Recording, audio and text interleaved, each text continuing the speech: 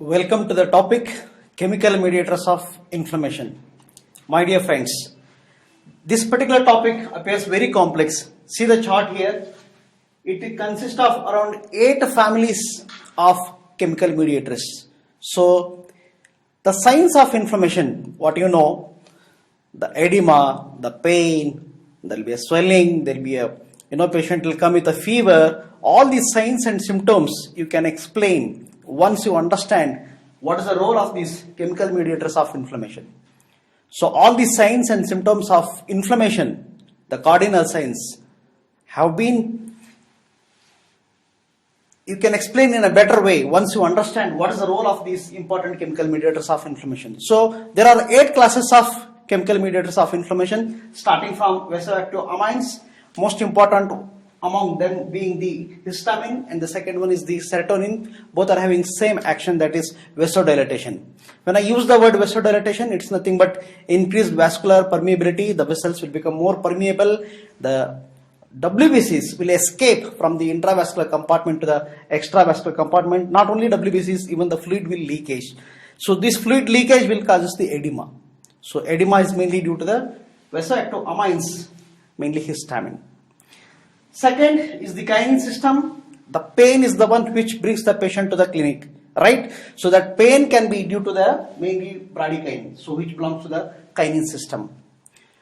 The third is the clotting system. You remember, inflammation and the clotting cascade is ultimately and intimately related. So the end product of clotting system is the fibrin. The fibrin again elicits the inflammatory action, and this goes in a vicious cycle. The fourth is the complement system. There are so many complements, most important being the C3A and C5A, which are so called as anaphylatoxins. There is also C3B, which is opsonizing agent. It coats the microbes so that it becomes very tasty for the phagocytic cells. And we have MAC, that is membrane attack complex, that is a component of complement system which causes lysis of the bacteria. We have the arachidonic acid metabolites, the most important one, the prostaglandins and the leukotrienes. They are the one which are responsible for again vasodilatation, vasoconstriction, and again bronchospasm in asthmatic patients. So huge effects are there from these prostaglandins. So we have to learn much more about these arachidonic acid metabolites, which is the most important among these chemical mediators of inflammation. Then we have platelet activating factor that causes degranulation of the leukocytes, which will cause the chemotaxis. We have nitric oxide. Remember, it is endothelial cell derived factor which causes vasodilatation, but it also acts as the microbicidal. So the chapter of cytokines is not limited only to the inflammation chapter. You will keep on reading about the cytokines throughout the pathology. Any chapter you open, wherever there is inflammation, there is a role of cytokines. So these are the chemical messengers of the inflammation. So they are the one which will make the cell to talk each other. The cells will shake their hand, they see each other, they will smell each other. It is mainly because of the interleukins, are so called as cytokines. So they are the one which are responsible for so many effects, starting from chemotaxis, the fever, the swelling, and all those acute phase reactions are mainly due to the release of the cytokines.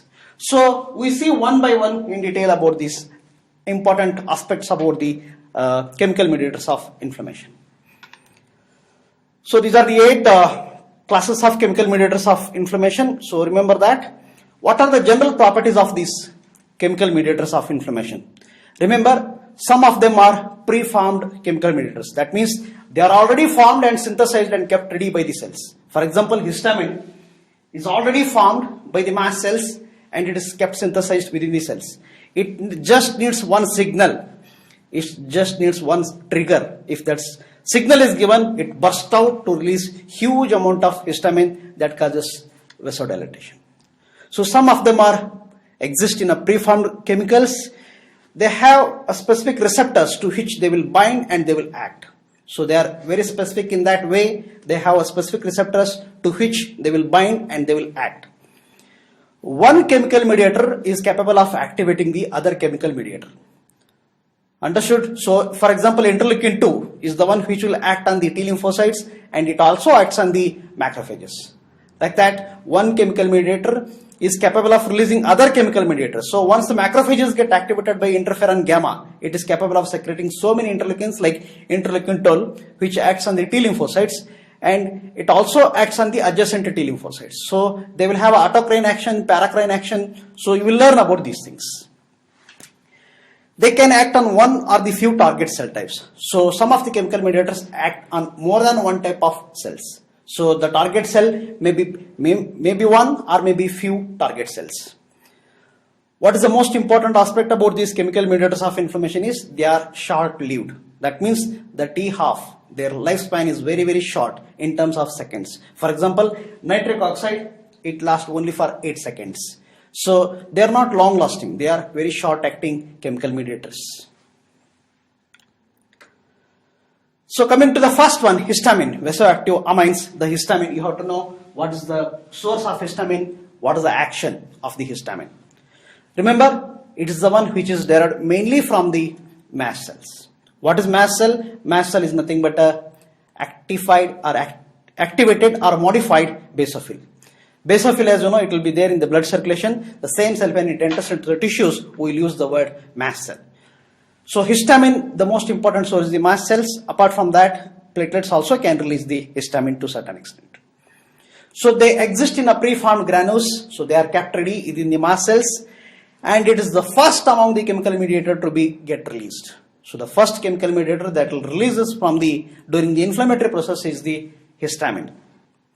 So, not only mast cells, it is also the platelets which are important source of histamine. Most important action of the histamine is the arteriolar dilatation. That means it increases the vascular permeability, more fluid. Along with that, even WBCs will escape from the intravascular compartment to the extravascular compartment. It acts on the H1 receptors that are present on the endothelial cells. So remember, my friends, the alternate names that are given for the WBCs. Basophil, which will be there in the blood circulation, when it enters into the tissues, it is called as mast cell. The B lymphocytes, when they get activated, they are called as plasma cells. And remember, plasma cells are the only cells in the body which will synthesize the immunoglobulins or the antibodies. LGL, what is that? Large granular lymphocytes. They are also called as virocytes or NK cells, natural killer cells. Remember, LGL, large granular lymphocytes, they are not subtype of either B or T lymphocytes. They have a separate origin in the bone marrow. Last but not the least, monocytes are having plenty of names. When they are seen in the tissues, they are called as tissue macrophages or histiocytes. Histio means tissues. So, histiocytes. In the liver, the macrophages are called as Kupffer cells. In the brain, they are called as microglial cells. In the spleen, they are called as sinusoidal macrophages. They are the one which will remove the old or senescent RBCs. In the skin, they are called as interdigitating dendritic cells. In the bone, they are called as osteoclasts. In the joint, we call them as synomyocytes. And in the lung, we call them as dust cells or the heart failure cells. So, all indicate that they are nothing but monocytes, the modified forms of the monocytes at the different tissue level. So remember this particular chart, which is very important. So let us see the mast cells in detail. The mast cell, remember, it's the one of the cell which is play important role in type 1 hypersensitivity reaction. So mast cell will be loaded with the preformed granules. So these granules mainly contain variety of chemical mediators, most important being the histamine. So mast cell will have the receptors, IgE receptors. So they are the one which will bind to the IgE antibodies that are secreted by the plasma cells. So once the plasma cell secretes, after their activation, plasma cell secretes the IgE antibodies. These antibodies will come and bind to the IgE receptors that are expressed over the mast cells. Why the antibodies will be secreted? It's because the antigen may enter into the body. So in response to the antigen, the plasma cells will secrete the IgE antibodies. So once this antigen antibody complex comes and attaches these IgE receptors, immediately the mast cell will get activated. It sends a signals for its granules to get degranulated.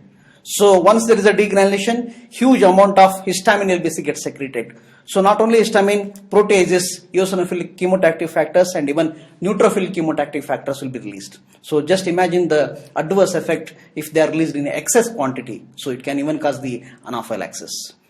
Not only the histamine, the cell membrane itself will get disrupted in this particular process. Membrane phospholipid breakdown will take place. The arachidonic acid metabolites will get released. Mainly it's the leukotrienes and even prostaglandins that will be released from the broken down mast cells. Not only that, signals will be sent even directly to the nucleus, which will cause the release of the variety of other cytokines. So that's the important role of a mast cell. Remember, the histamine is the one of the first chemical mediator to be get released during the inflammatory process. So same action as that of histamine is there for the serotonin. Serotonin, the old name was 5-hydroxytryptamine. This action is same as that of histamine. It is also released from mast cells and platelets. Apart from that, even enterochromaffin cells that are there in the GI tract, they can also release the serotonin to a certain extent. So it causes platelet aggregation. It also causes the increased vascular permeability. It acts along with the platelet activating factor. Huge amount of serotonin is said to be secreted in a patient having the carcinoid syndrome. So patient will manifest with cutaneous flushing, diarrhea, wheezing. All those signs and symptoms are mainly because of the excessive release of the serotonin from these enterochromaffin cells or neuroendocrine cells. So remember, all of us will suffer one or the other day with a cold, common cold, what we call it as allergy, right? So it is mainly because of the release of the histamine. That's why we take antihistaminic drugs. So histamine is the one which causes the blood vessel to get widened and dilate and become more leaky. That's why you will have a more nasal secretions. You will feel edematous is there. So fluid and white cells will leave the capillaries and area of leakage will become more hot and red and inflamed. So that's the important role of the histamine as well as the serotonin. Let us see what is the role of bradykinin. That is one of the important chemical mediator that released from the kinin system. So bradykinin is the one which is the most important chemical mediator responsible for pain when injected into the skin. So pain is the one which most of the time brings the patient to the clinic, and this is mainly because of the bradykinin. It also causes the increased vascular permeability. It also causes the blood vessel dilatation. It also causes the bronchospasm by contraction of the smooth muscles. Then the complement system, we have two pathways, classical pathway and alternate pathway. The classical pathways get activated by immunoglobulin bound microbial agents, and once one complement is get activated, then a series of other complement systems are get activated. So the first complement protein that is get activated in classical pathway is the C1q. C1q will bind and activates the C4b, 2b and 3b. So this particular activation group, it interactivates the C3 and C5a. So C3a and C5a, which are known as anaphylotoxins, are released in this particular process. C5 to C9, it is known as membrane attack complex. So it attacks the membrane of the bacteria and it causes lysis of bacterial membrane. So the end product or byproduct of this particular classical pathway is the C3a and C5a, which are anaphylotoxins. C3b act as a opsonizing agent, and MAC complex is C5b to C9, that is membrane attack complex. Whereas the alternate pathway is get mainly activated by microbial surface protein. The first protein, complement protein that is get activated is the C3b. So C3b binds to the B and D molecules. Then in turn, the other cascade remains same. That is, membrane attack complex is also formed. And then byproducts are C3a and C5a, anaphylotoxins.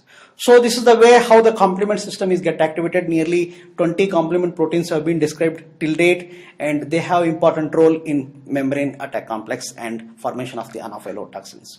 So this is summary of these complement systems, C3a and C5a. They are released mainly by as a byproduct of complement system activation. They are the one which causes mast cell degranulation and even platelet degranulation. They are the one which are responsible for anaphylaxis reaction. C3b is one which is known for its opsonizing capacity. It causes opsonization of the cells and cell lysis. Membrane attack complex C5 to C5b to C9 is the one which causes the cell lysis, mainly bacterial cell lysis. So if any disorders are there in the release of or synthesis of this complement system, patient is known to suffer from variety of disorders like deficiency of MAC, that is membrane attack complex. You can imagine they are susceptible for variety of infections, mainly it is the Neisseria infections.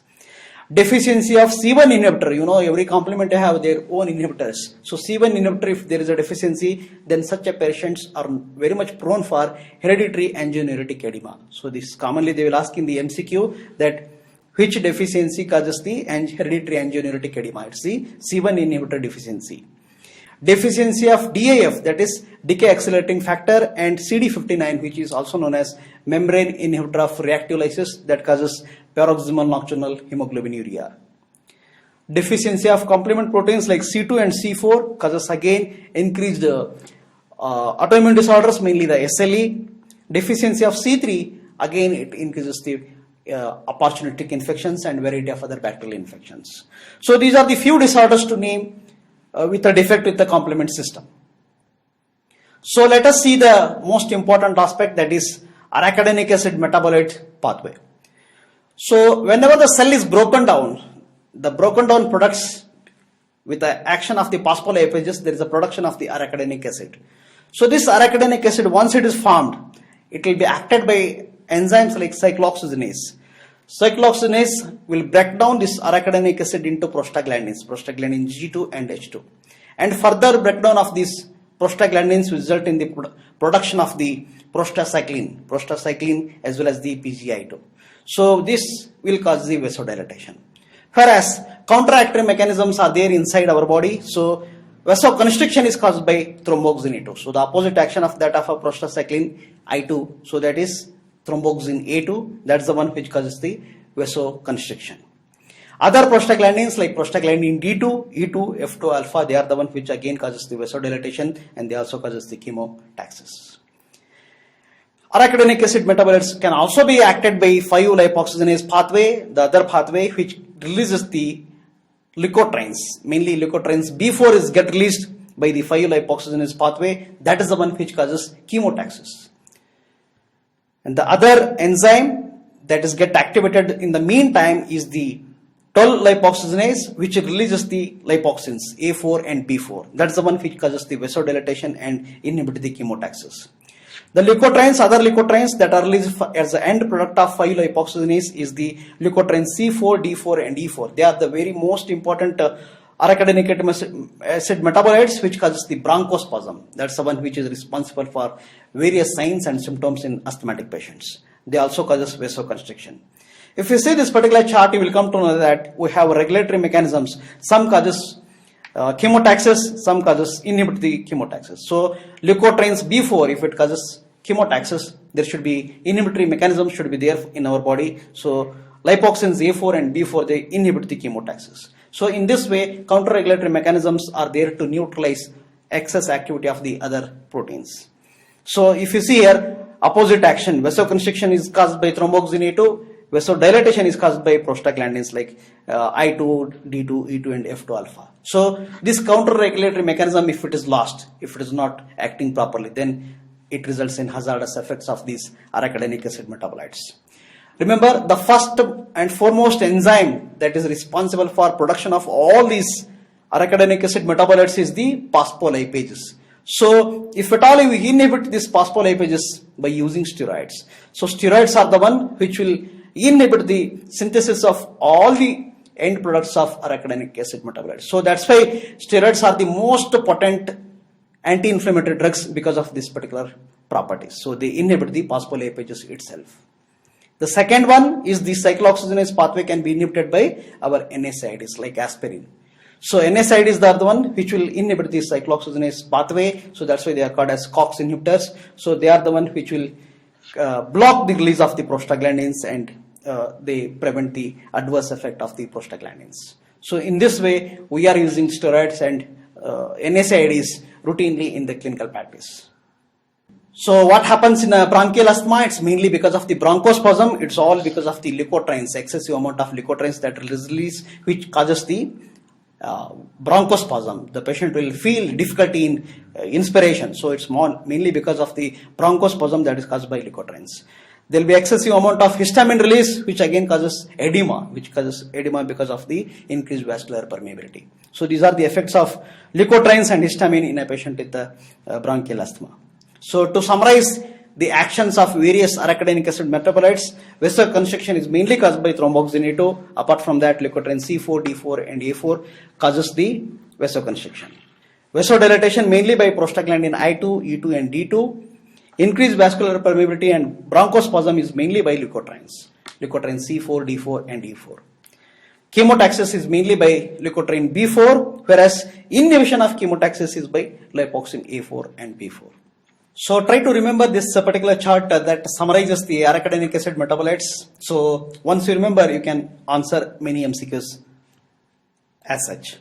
So when we use the word acute phase reaction, this is commonly we keep on using the word acute phase reaction. It's nothing but whenever you have an inflammation, you will feel feverish, your body temperature will be raised, you will feel drowsy, you will have an increased sleep, your appetite will come down. If this particular entity goes for long duration or in a severe grade, even patient can go for hypovolemic shock, and sometimes patient can have even a variety of other shocks. Invariably, these patients, if you take a blood and send for the laboratory investigation, you will see that neutrophilia will be there, neutrophilic leukocytosis will be there. The DC, if you do differential count, more than 76% will be the neutrophils percentage, and WBC will shoot up, so more than 11,000 will be the total count. So all these signs and symptoms, what we call together as acute phase reactions, are mainly because of the actions of the chemical mediators of inflammation, most important being the interleukin 1 as well as the tumor necrosis factor alpha. So all those chemical mediators of inflammation, they are the one which are responsible for this acute phase reaction. So these are the signs and symptoms that are commonly seen whenever a person will suffer from inflammatory episode. The story of cytokines is never ending. So initial name of these cytokines, they are called as lymphokines because they thought that it is the lymphocytes, the T lymphocytes are the one which will release these chemical mediators of inflammation. Later on they come to know that even monocytes are able to synthesize the same chemical mediators, so they labeled them as monokines. So the oldest name was the lymphokines, then they are named as monokines. Then they realized that these are the chemical mediators which are responsible for cell talking. So the cells will talk each other, they communicate with each other. So that's why they again named them as interleukins. So whether you call as lymphokines or monokines or interleukins, all are one and the same. So the new terminology is the cytokines what we use. So they are also called as chemokines because they are the one which will cause the chemotaxis. So remember, my friends, all are one and the same. Whether you call it as cytokines or chemokines or interleukins, all are one and the same. So it is only the different names are there. So these cytokines will have a peculiar three effects. One is the autocrine action. That means they act on the same cells from which they are released. For example, interleukin 2 is released by T lymphocytes. It also acts on the same interleukin T lymphocytes itself. So paracrine action, that means it acts on the adjacent cells. For example, interferon gamma released by T lymphocytes, it acts on the macrophages. Endocrine effect, that means they will circulate in the blood and they have effect over the distant areas away from the site of their production. So this is endocrine effect. So cytokines will have three types of effect: autocrine action, paracrine action and the endocrine action. So cytokines are the one which are the most important chemical mediators of inflammation. I want to tell how the cells will communicate with each other. See this important and beautiful animated chart here. So macrophages and T lymphocytes, how they will communicate with each other. Once the T lymphocytes are get activated, they releases the most important cytokine that is required for the activation of macrophages is the interferon gamma. Remember, interferon gamma is the must for activation of the macrophages. Once the macrophages are get activated, so the monocytes which will be there in the circulating blood, they will leave from the blood and they will do that same margination, pigmenting, rolling, then transmigration, that is diapedesis, and they will come into the tissues and they become tissue macrophages. So this is the way how interferon gamma is the one which is required for attraction of the monocytes which are there in the circulating blood, and more monocytes leave the blood circulation and they will come and accumulate in the tissues and they become the tissue macrophages or tissue histiocytes. So once the macrophages get activated, remember it is capable of secreting so many interleukins and cytokines that it can even cause the tissue injury. So there is a release of proteases. It can also cause release of burst out of reactive oxygen species. It also releases arachidonic acid metabolites. Nitric oxide can be get released from the activated macrophages, and even it attracts the neutrophils. So neutrophil chemotactic factor also will be released by the activated macrophages. All these chemical mediators of inflammation can cause further tissue injury. Not only that, all inflammatory process, most of the time they will end up with a scarring, that is a fibrosis. So fibrosis is again because of the activated macrophages, which are capable of secreting and releasing growth factors like platelet-derived growth factor, fibrogenic growth factor, and transforming growth factor beta. So all of them act like a fibroblast activator. So fibroblasts get activated, and it is the one which will keep on secreting the collagen fibers. So fibrogenic cytokines are get released. It is also responsible for angiogenesis, production of the new blood vessels, and it also causes the remodeling of the scar that is formed by synthesizing the remodeling collagenases. So this is the way how the inflammation and repair goes hand in hand. It is all because of the activated macrophages, which is having plenty of roles. So remember, my friends, that macrophages and lymphocytes will interact with each other. So activated T lymphocytes secrete the most important cytokine, that is interferon gamma, that is very much required for activation of the macrophages. Once the macrophages are get activated, it in turn releases the interleukin 12, which causes activation of the T lymphocytes. So this is how they are interdependent on each other. They will talk each other, they will communicate with each other, and they are interdependent on each other. So this is the way how the T lymphocytes are dependent on macrophages. Macrophages are dependent on T lymphocytes. Not only these two cells, they also take a role of other cells of inflammation, like neutrophils get activated by tumor necrosis factor, that is released by T lymphocytes, as well as it is also released by macrophages. So even neutrophils and various other chemical mediators of inflammation will be also released. These are the two, the tumor necrosis factor and interleukin 1. They are the one which are responsible for fever. Interleukin 1, interleukin 6, as well as the tumor necrosis factor are responsible for fever of inflammation. So whenever there is an inflammation is going on inside the body, patient will experience a fever. It is mainly because of the cytokines that are released. So this is a role of interleukin 2. As I told previously, interleukin 2 is the one which is secreted by T lymphocytes, and it is having autocrine action. That means it acts on its own cell. That means it acts on the T lymphocytes itself. It also acts on the adjacent cells like B lymphocyte. It also acts on the NK cells. It also acts on the macrophages. So that means interleukins or cytokines, they have a three types of actions: autocrine action, paracrine action, and even endocrine actions. So remember, one chemical mediator can act on the different types of cells in the body. And most important, you should remember, they are very short living. Their half-life is very, very less in terms of few seconds. Coming to the role of nitric oxide, the most important chemical mediator again. This is the only chemical mediator which also act like a microbicidal. So it is, the whole name is EDRF, that is endothelial derived relaxing factor, because they thought that it's the only endothelium which will release the nitric oxide. But later on they have come to know that even macrophages and even neurons also are capable of secreting this nitric oxide. So the new name is again nitric oxide. We will not use the word EDRF. So it induces cyclic GMP, which mediated by relaxation of the smooth muscle cells.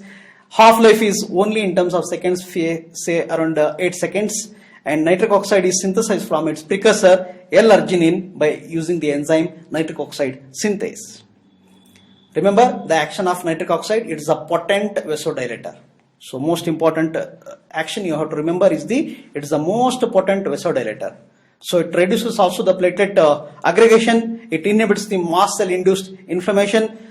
Recently and unexpectedly they have come to know that nitric oxide role is also there in pathogenesis of atherosclerosis, as well as even in diabetes and even in hypertension. So nitric oxide is the one which they are studying in huge, enormous research publications are coming up about the important role of nitric oxide as such. Remember, it is also microbicidal. That means it is act like a bactericidal. Reactive nitrogen intermediates, they act like a free radical. So only chemical mediator of inflammation that also act like a reactive oxygen species, like a free radical, is the nitric oxide. So it acts as a microbicidal. To summarize, to signs and symptoms of inflammation, see, we have the calor, rubor, tumor, and dolor. That are the signs and symptoms of the inflammation. The calor, that is increased heat, is mainly because of the increased blood flow to that particular inflamed area, and also because of the increased catabolism, cellular metabolism. So redness is again because of the vasodilatation and increased blood flow to the inflamed area. The swelling, the tumor, is mainly again because of the vasodilatation and extravasation of the fluid, leakage of the fluid from the intravascular compartment to the extravascular compartment, and again because of the cellular influx, that is chemotaxis, and again because of the elevated cellular metabolism. All these will contribute for swelling, that is formation of a tumor-like area. So pain is again because of the release of the soluble chemical mediator, that's mainly the bradykinin, and also because of the chemotaxis and because of the elevated cellular metabolism. So if you remember this particular chart, that which will summarize what is the chemical mediator that is released, what is the source of that particular chemical mediator, and what is the action. So you can answer so many questions. For example, what is the role of histamine? Histamine is vasodilator and it is released from the mast cell. That's the one what you have to remember. Like that, this particular chart is very, very important for you. Serotonin, again, it is released from mast cell as well as platelets. It causes vasodilatation. Prostaglandins are the one which are very important end product or byproducts of the arachidonic acid metabolites. They causes the fever and vasodilatation as well as the bronchoconstriction, bronchospasm. Leukotrienes, again, they are the one which will causes chemotaxis, leukotriene B4, and leukotrienes also causes the bronchospasm in asthmatic patients. Platelet activating factor, it causes the degranulation of the WBCs. And cytokines, variety of cytokines, interleukin 1, tumor necrosis factor, interleukin 6, they are the one which are responsible for anoxia, the signs of inflammation, acute phase reactions, sleeplessness, you feel more sleepy and you will feel loss of appetite, you will feel drowsy, the fever, all those signs and symptoms are because of the interleukin 1 and tumor necrosis factor. So you have to read more and more about the cytokines. The role is never ending. Throughout the pathology, you will learn about the role of these cytokines. So remember this chart, take a printout of this chart and paste it over your wall and summarize. You keep on repeatedly seeing this particular chart, then only you can remember what is the action of each one of these cytokines. It is very important to know what is the source of the chemical mediator, what is the action of the chemical mediator, and then only you can realize that why there will be so many signs and symptoms as the cardinal signs of inflammation. That brings to the end of chemical mediators of inflammation.